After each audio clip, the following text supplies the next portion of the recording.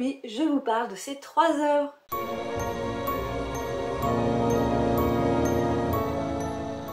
J'ai envie de vous parler en premier de la BD que j'ai lue, c'est la dernière que j'ai acquise, je vous en ai parlé dans mon dernier vlog. L'Enfer c'est les hôtes, avec le scénario de Caribou et les dessins et la couleur de Lionel Richeran.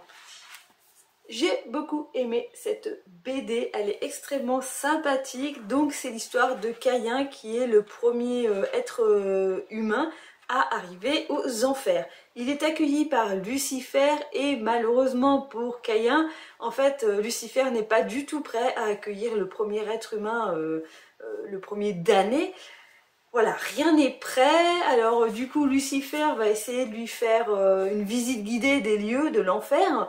Mais Caïn a un super humour et prend tout à la légère et prend tout de façon extrêmement positive. Et c'est ça qui va rendre la situation très drôle, car Lucifer va se retrouver en fait il est quand même là pour lui montrer qu'il va être torturé jusqu'à vita aeternam.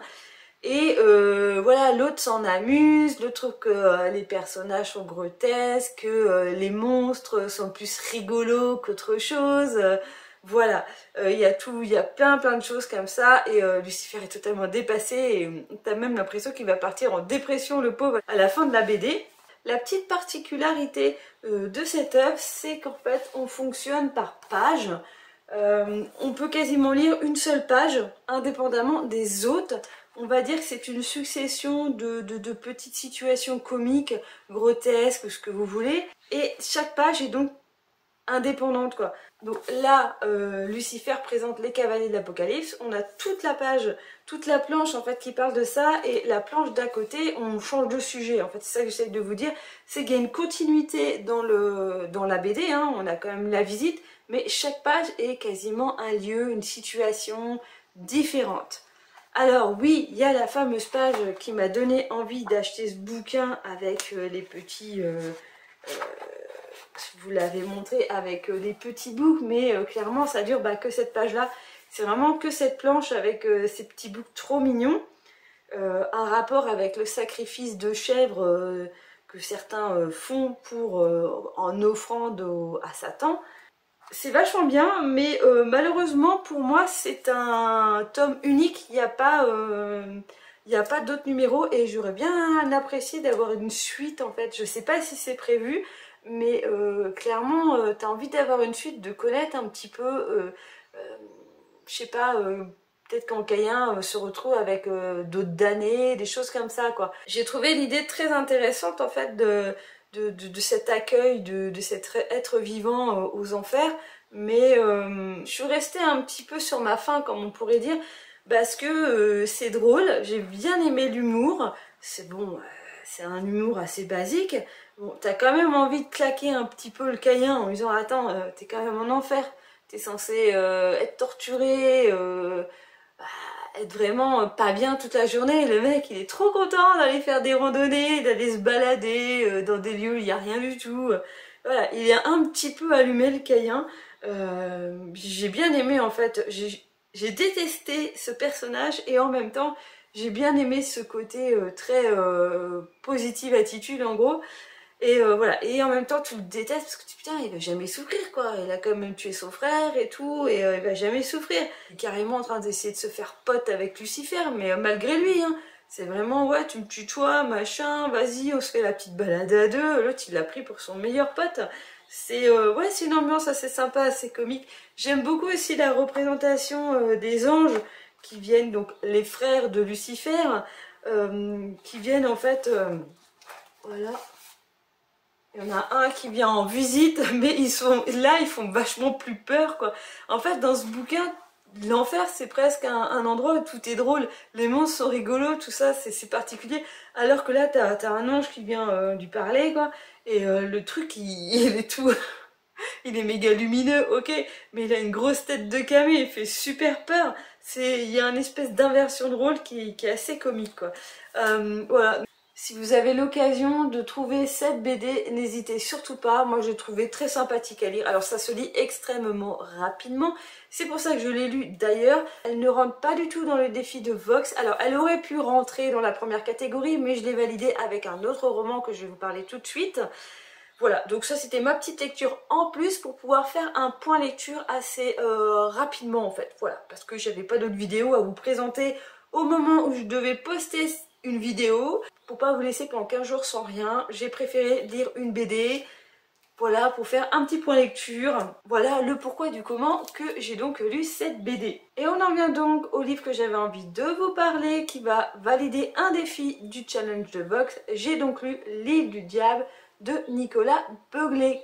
Le troisième tome donc de la trilogie qui n'a pas de nom, hein, clairement, qui rejoint Le Cri et Complot.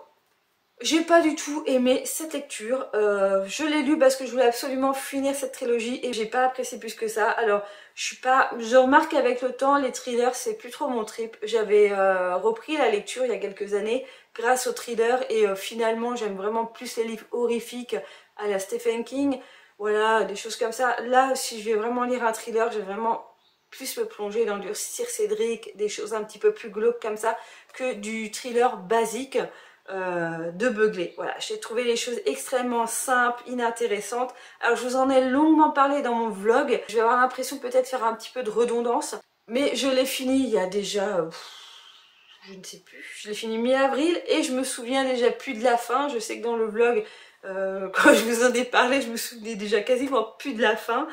C'est que ça m'a vachement passionnée quoi. Donc là on est sur l'histoire de cette policière qui dans le tome 2, dans Complot, se retrouve en tôle à la fin du roman. Je ne sais plus pourquoi non plus parce que ça fait un bail que j'ai lu le tome 2. Et donc au moment de sortir de prison, eh bien son père se fait assassiner, je crois la veille. Voilà, donc elle va se retrouver malgré elle à faire l'enquête de rechercher qui a tué son père, pourquoi, pour qui, comment, voilà, tout ça, tout ça.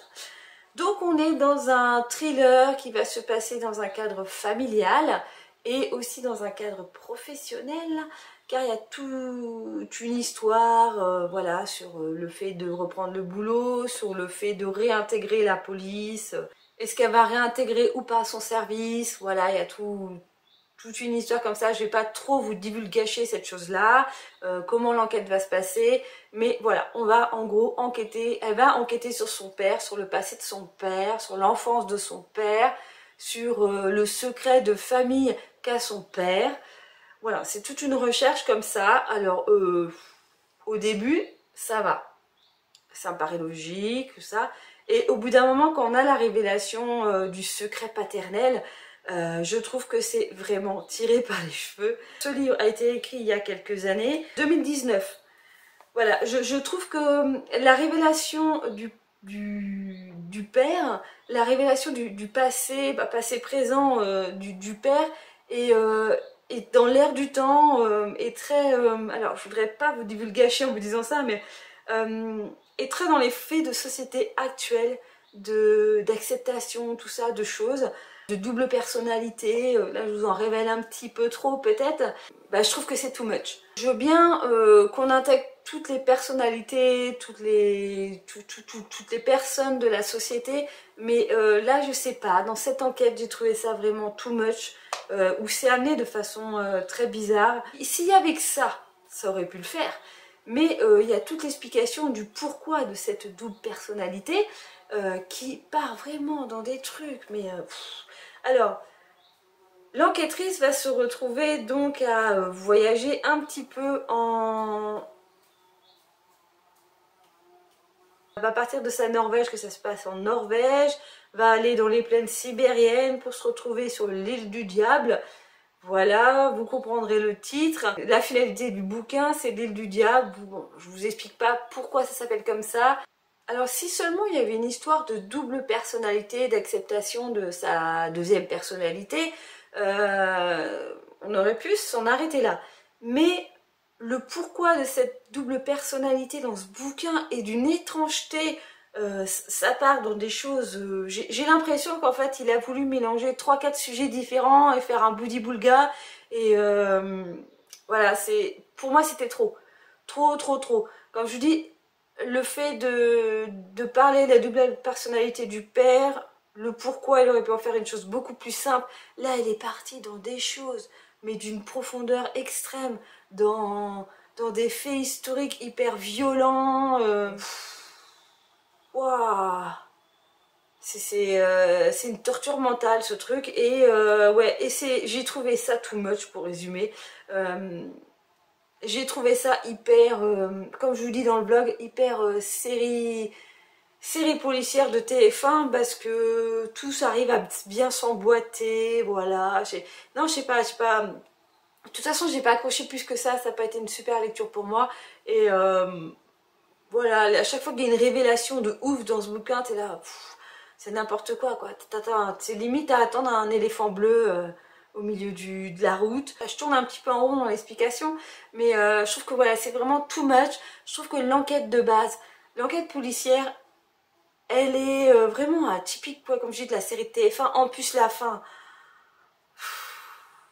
Alors, il y a la fin du savoir du pourquoi de la double personnalité du père. Il y a la fin de l'enquêtrice avec ses collègues de boulot. Tout ça, il y a vraiment... Je vais te buter la mouche, là. Il y en a deux maintenant. Bref, pour résumer, je trouve que ce roman, on est trop dans une histoire assez banale de roman policier, où il va se passer des crasses entre policiers, où l'enquête va pas se passer comme elle devrait se passer. Voilà, c'est un petit peu des schémas en fait narratifs, des schémas d'enquête que je trouve qui est trop banal. Alors pas simple, parce qu'on n'est pas dans une enquête simple avec pouf, il y a des indices, ça nous emmène quelque part, tac, on résout le truc, machin. Non, c'est des indices qui t'emmènent quelque part, qui te ramènent ailleurs, et puis machin, et puis on tourne, et puis on retourne, et puis on va ailleurs, puis c'est pas ça, et nanana. Et en même temps, t'as une autre histoire, t'as deux histoires en parallèle, et ouais, non, j'ai pas accroché, quoi. Tout simplement, j'ai pas accroché. Et bah, définitivement, je sais qu'il y a beaucoup d'autres œuvres de Begley qui m'attiraient, mais définitivement, non, je vais m'arrêter là avec Nicolas Begley. C'est pas fait pour moi, clairement. Mais ce livre m'a permis de valider le défi Nom de Zeus. J'ai la feuille. Allez, on va y aller.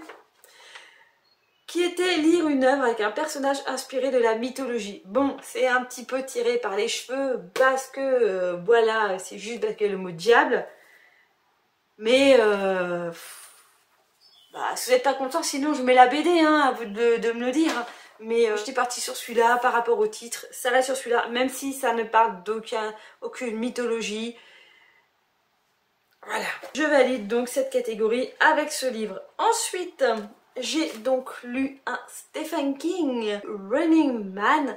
Alors, c'est un livre que j'ai eu d'occasion, que j'avais acheté donc sur la bouquinerie en ligne, la bouquinerie du Sar, et je n'avais pas fait gaffe que, eh bien, tout le texte était surligné de façon extrêmement chaotique, sans incohérence. Heureusement, il y a quasiment que les 20 premières pages qui sont comme ça. Il y en a un petit peu plus loin, mais ça se limite. Ça m'a pas trop dérangé dans ma lecture. De toute façon, ce livre, je l'ai clairement bouffé. C'est donc l'histoire de Ben Richard qui vit dans les États-Unis en 2025. Ce roman a été écrit en 82. Donc on est dans une dystopie à la Stephen King et on est dans un monde où il existe des riches et des pauvres. Ce Ben Richard fait donc partie des pauvres.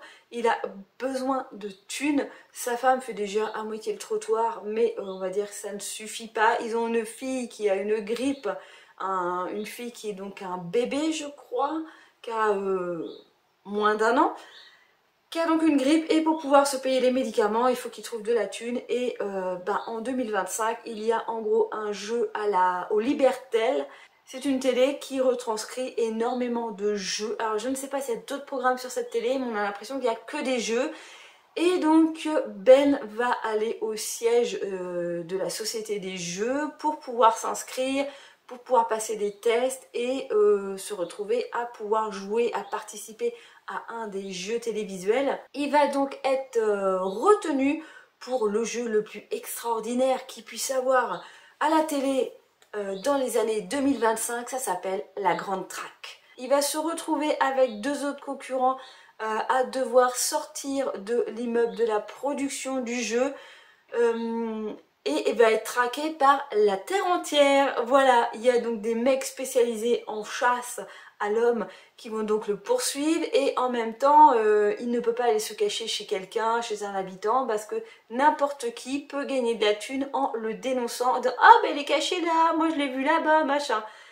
Et il doit donc essayer de rester en vie le plus longtemps possible. Chaque heure passée, il gagne 100 $, et donc le but c'est de gagner le plus de thunes possible avant d'être tué, et que cet argent soit remis à sa famille, bon bah là à sa femme, pour pouvoir sauver la petite. Voici donc le speech de début, et j'ai trouvé ça extrêmement bien foutu, j'ai adoré. Je me suis retrouvée dans un Stephen King écrit sous le nom de Richard Bachman.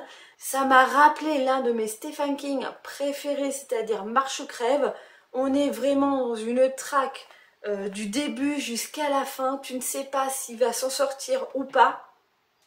Je vous en ai longuement parlé dans le dernier vlog. Il va quand même réussir à se cacher, à trouver des feintes, mais il est quand même hyper méga intelligent, parce qu'il va remarquer rapidement qu'il y a des gens qui le suivent, donc il va changer de point et tout. Il va quand même trouver des alliés pour pouvoir s'en sortir, se cacher.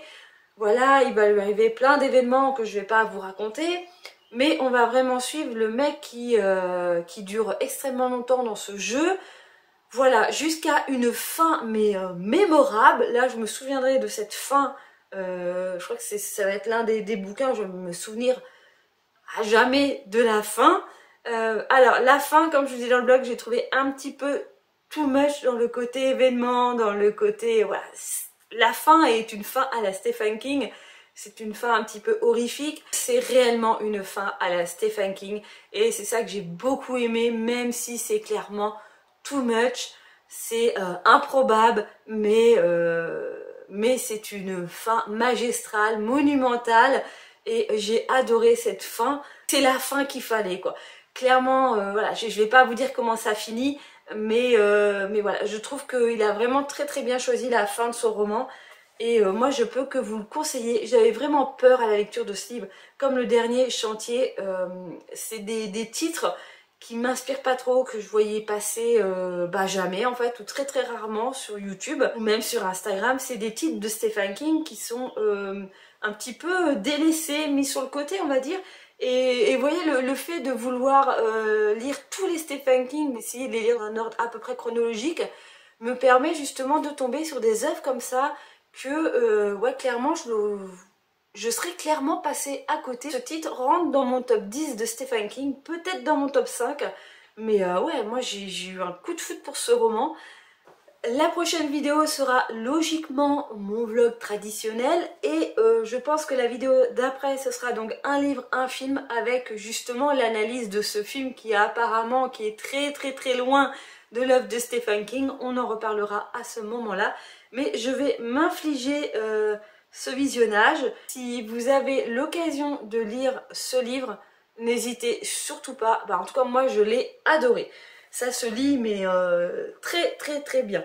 Du coup, dans le challenge de Vox, ça m'a permis de valider la catégorie que j'avais switché avec l'auberge de la Jamaïque. Donc c'est la catégorie des bobines en bobine. Une œuvre adaptée au cinéma, et cette œuvre va être réadaptée. Je sais pas quand est-ce que ça va sortir, ou alors ils sont juste en cours de réalisation, mais j'ai cru entendre, hein, je crois qu'on m'a passé l'info que ce livre va être réadapté. Donc peut-être qu'il y aura une autre vidéo, un livre, un film qui arrivera. Alors je pense pas que ça sort en 2024, peut-être 2025, voilà. Hein.